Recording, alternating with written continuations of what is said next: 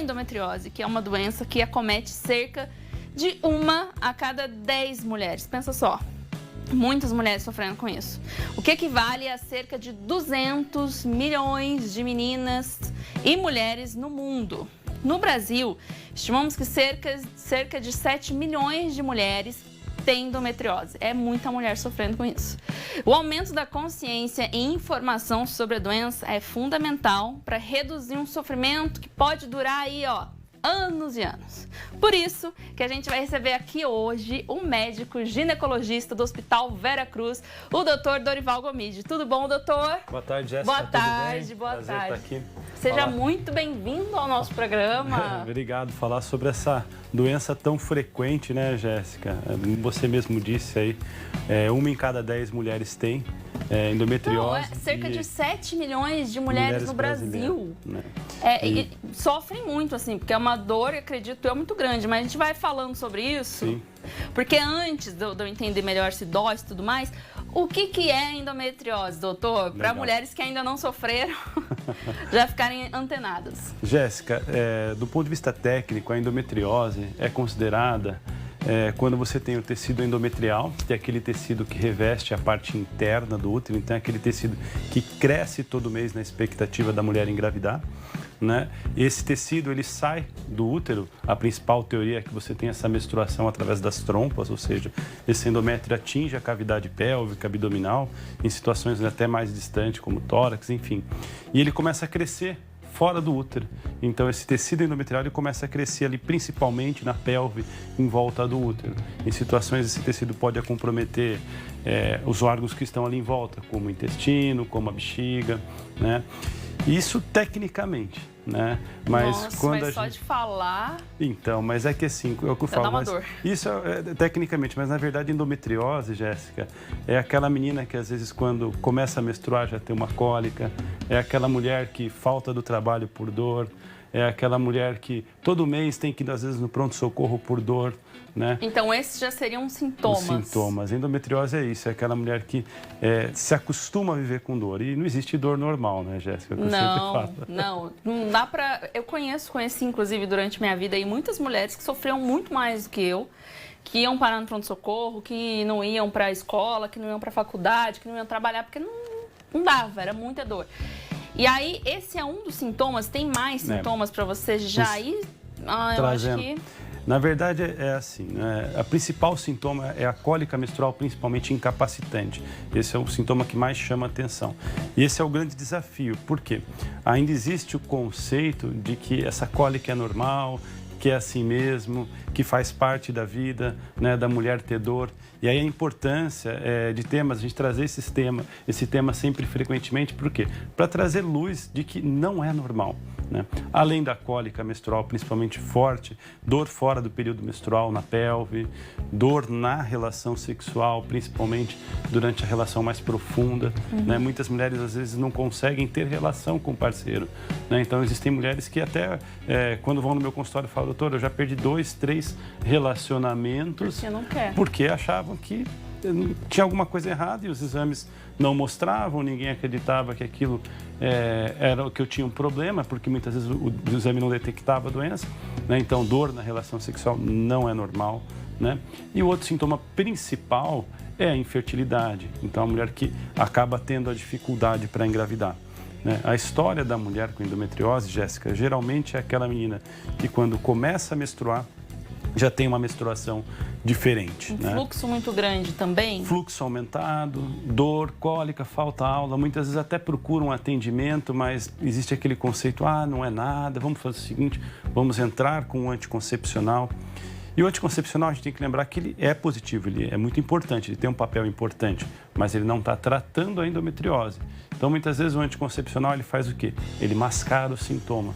Então, começa com o anticoncepcional, tem um alívio da dor, mas a doença continua lá, inclusive crescendo, né? Nessa história, a mulher vai sentindo dor, às vezes reclama, mas... E sente muita dor, é uma dor muito forte, né? Às vezes não é tão forte, a intensidade de doença não se relaciona com sintomas, né? Mas atrapalha a vida da mulher.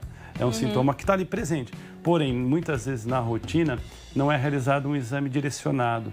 Então, se faz um ultrassom desses convencionais, que é um exame que não é capaz de detectar a doença. Então o exame acaba vindo normal e isso gera a falsa impressão de que está tudo bem.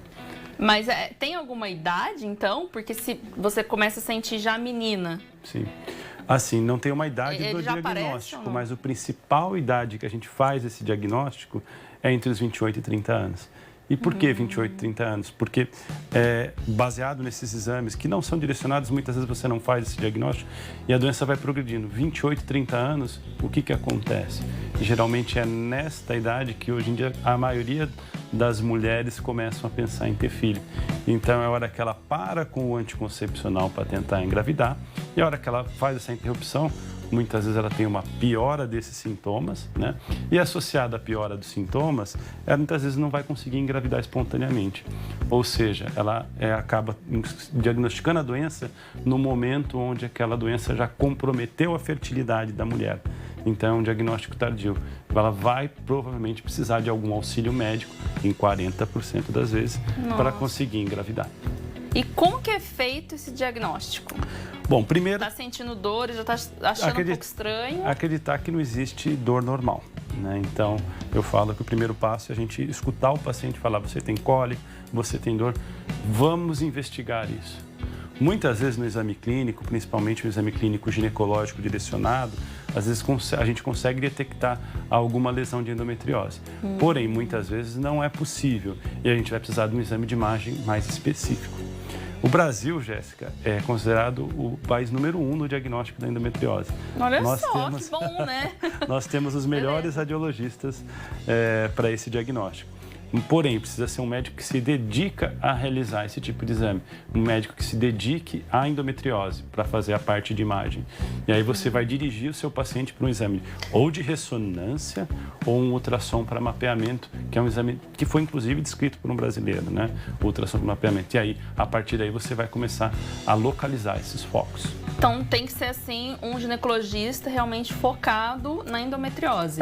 Às vezes, o próprio ginecologista, focado na endometriose, muitas vezes não é necessário para o diagnóstico. Mas, geralmente, para o tratamento, quem faz o tratamento de endometriose, geralmente, costuma trabalhar apenas com isso, né? A grande maioria das vezes, os colegas se dedicam à doença. Até porque, como a gente disse, são muitos casos, né, doutor? Muitos. E quais são as causas mais frequentes para as mulheres terem isso? Porque assim, se é desde cedo, se já sente a dor desde cedo, é hereditário, como que é? Tem uma relação familiar super importante. Eu costumo dizer, quem é que tem endometriose? Quem tem um endométrio diferente, que é aquele tecidinho que reveste o útero internamente. Por que esse endométrio é diferente?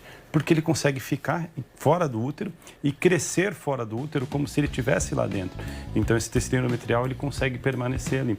E isso tem uma relação familiar importante, né? A gente sabe que o que acontece, uma vez que você tem aquele tecido endometrial, né, crescendo fora do local, nós temos a ação do sistema imunológico para tentar o quê? Remover aquele tecido endometrial. E essa ação do sistema imunológico na tentativa de remoção desse tecido endometrial, vamos dizer assim, é que gera o processo inflamatório. Então, por isso que a endometriose é uma doença inflamatória. E aí, toda vez que você toma medidas anti-inflamatórias, por exemplo, você faz uma dieta evitando glúten, lactose, que são alimentos que causam uma certa inflamação, você melhora do sintoma. Né? Quando você faz uma atividade física, a gente conversando um pouquinho sobre a atividade física, libera ali o cortisol, que é um anti-inflamatório natural, você acaba tendo melhora dos sintomas, né? Então ajuda bastante também o estilo de vida, uma dieta saudável, a atividade física ajuda a contribuir a controlar os sintomas da endometriose. Muito interessante. E aí a gente vê que eu conheço até mulheres que tiveram que realmente fazer cirurgia, algumas até tirar o útero, né? Isso acontece. Quando acontece isso, quando tem essa necessidade e se tem também a possibilidade de um tratamento, não exatamente de uma cirurgia. Na verdade, ter endometriose não é um problema. Dorival, por quê? Porque endometriose é uma doença benigna, né? Então ninguém fica pensando em câncer, associa patologias oncológicas, é muito raro. Quando a endometriose passa a ser um problema? Quando ela começa a atrapalhar a vida da mulher. Então, se eu, hipoteticamente, tiver uma paciente com diagnóstico de endometriose e ela não tiver nenhum sintoma, não tiver desejo gestacional, possivelmente a gente não vai precisar fazer nenhum tipo de tratamento. Porém, quando eu tenho uma paciente com sintoma, a gente vai pensar em tratar. Primeiro, melhorar a qualidade de vida. Muitas vezes, para melhorar a qualidade de vida, a gente vai iniciar muitas vezes um hormônio para tentar controlar a dor, atividade física e dieta. Frente a o paciente não apresentou melhora dos sintomas com o tratamento clínico, aí está indicado o tratamento cirúrgico. Qual é o objetivo da cirurgia? A remoção completa dos focos da doença. Então, nós vamos partir para uma cirurgia sempre minimamente invasiva, ou seja, cirurgia de endometriose não é aquela cirurgia com corte grande. Independente da gravidade da doença, nós vamos utilizar as técnicas minimamente invasivas. Principal delas, a laparoscopia, que é aquela técnica que nós introduzimos uma pequena câmera através do umbigo, e também a cirurgia robótica, que é uma modalidade de laparoscopia, onde nós realizamos a cirurgia controlando um robô. Menos invasiva, menos dor também na recuperação. Menos dor. E principalmente, Jéssica, a doença dói porque ela está envolvendo a região da inervação da pelve. Então, os nervos pélvicos estão comprometidos, sendo inflamados pela endometriose. E qual que é o desafio da cirurgia da endometriose? A gente remover a doença e preservar esses nervos. Ou seja, aí está o segredo da laparoscopia. Eu preciso do aumento, da magnificação da câmera. Só esse aumento é que me permite a identificação e, consequentemente, preservação desses nervos. E já aconteceu da mulher não identificar, não fazer o diagnóstico e ficar grávida? Sim, o que pode super acontecer? Importante. Não, isso é legal essa pergunta, porque, primeiro, tem um mito, né? Eu tenho endometriose, eu não vou engravidar, eu não engravido. Isso não é verdade. Pode engravidar. 60% das vezes engravida sem nem saber que tem a doença. É que 40% das mulheres com endometriose vão ter a dificuldade. Então, tá. é um conceito super importante. Não pense Mas isso. tem uma dificuldade maior 40% de conseguir... das vezes, pode sim, 60% das vezes engravida como todo mundo, as outras Nossa, mulheres. então às vezes você nem sabe que você está com endometriose e engravidou. E endometriose e gestação, o grande problema é conseguir engravidar.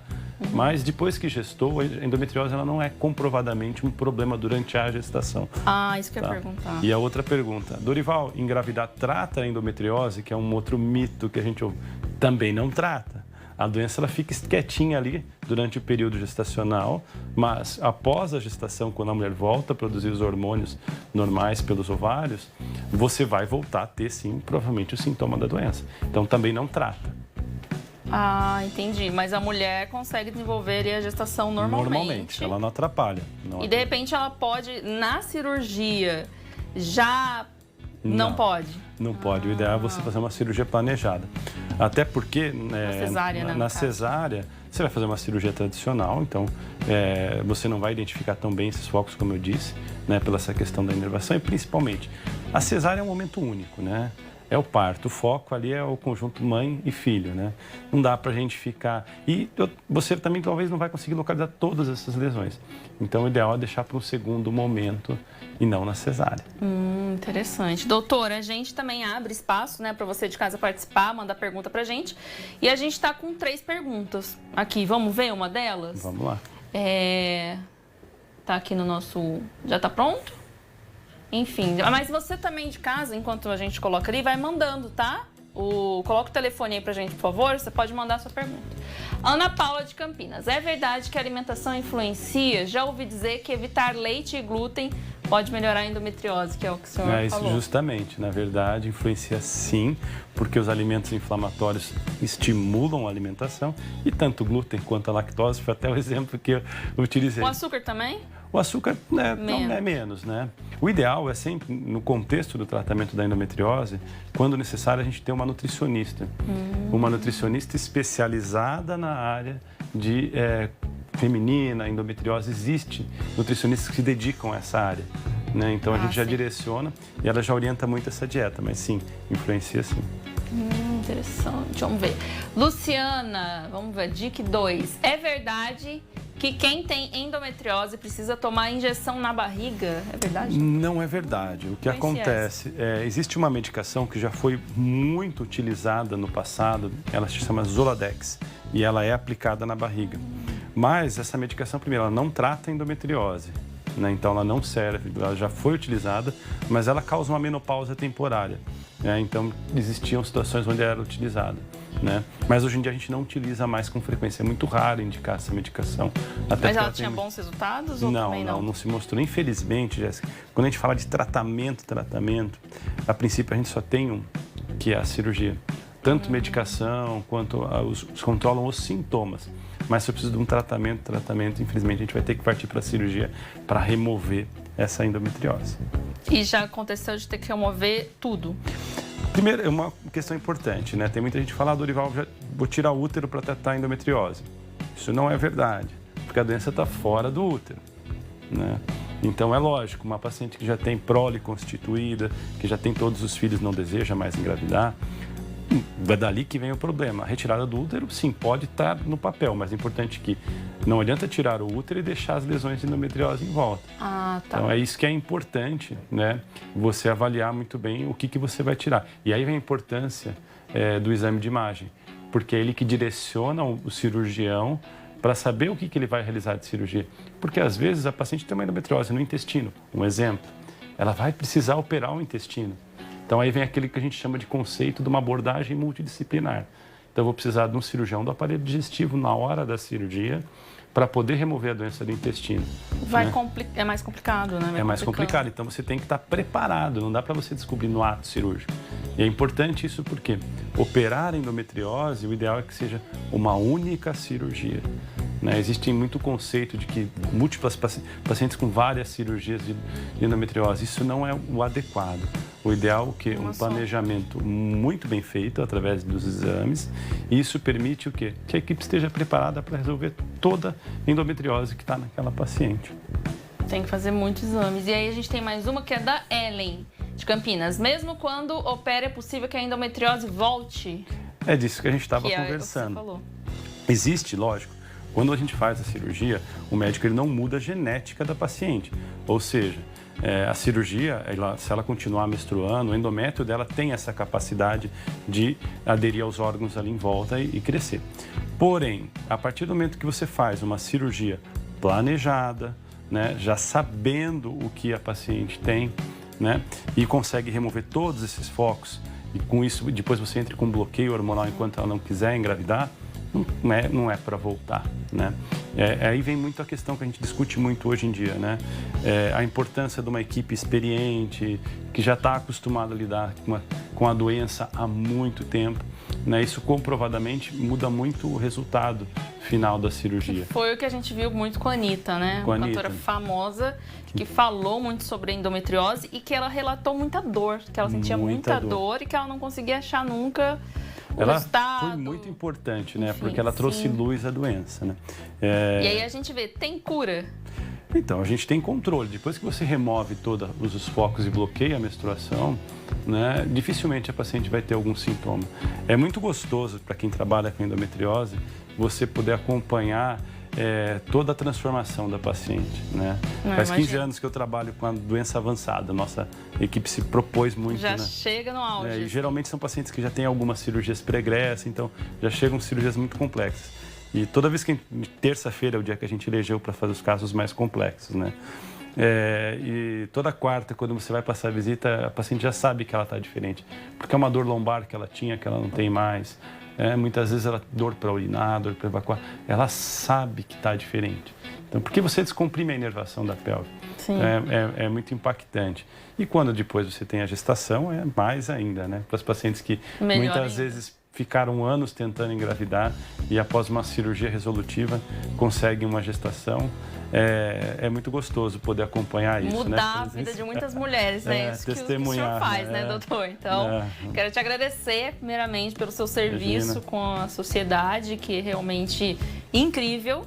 E agradecer a sua presença aqui no programa também. Muito obrigada. Obrigado, eu que agradeço e parabéns aí por trazer mais uma vez luz aí. Obrigado pelo convite e vocês se dedicarem a trazer luz à endometriose, né? A gente tem que sempre lembrar que não existe dor normal, né? Não é normal ter dor. Então, sentiu dor, procura o médico, faça exames, veja o diagnóstico, porque é aí que está o segredo. Conhece alguém no trabalho que vive faltando por dor, né? Uma colega de faculdade, enfim. Fala pra ela, vai ver isso que não é normal. É isso. Obrigada, doutor. Obrigado, a senhora atende em Campinas? Em Campinas. Campinas. O seu contato também tá aí, para quem quiser ver depois, entrar no Instagram, é Dr. Dorival Gomide, né? @Dr. Dorival Gomide. Tá bom, gente? Tá bom? Obrigada. Obrigado.